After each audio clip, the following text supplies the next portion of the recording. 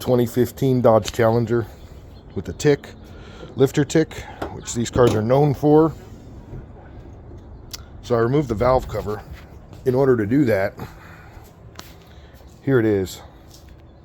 Unplug these two guys. Take the coils out, of course, all three. T30, you'll twist that guy and you'll pull him up. He'll come out of there because he bolts to the engine block.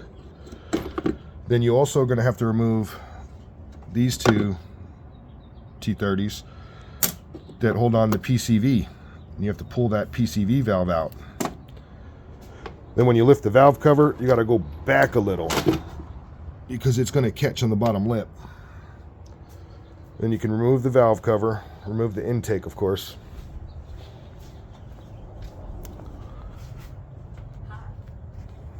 And let's see if you can get that.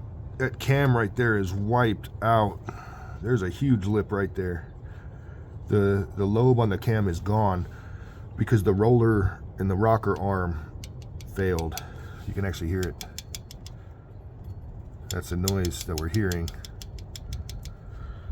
But yeah, it's going to need a camshaft, which does require special tools.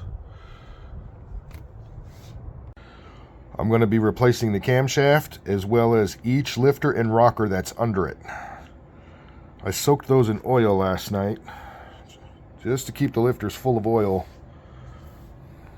Got my special tools in finally, because you do need them to hold those cam phasers still while you replace the camshaft. So you can see my tool is in there. It's going to prevent them cams from spinning or moving at all, and it'll also allow me to take them off the cams to replace the cam. As you can see right there, has already been replaced, as well as each lifter and follower.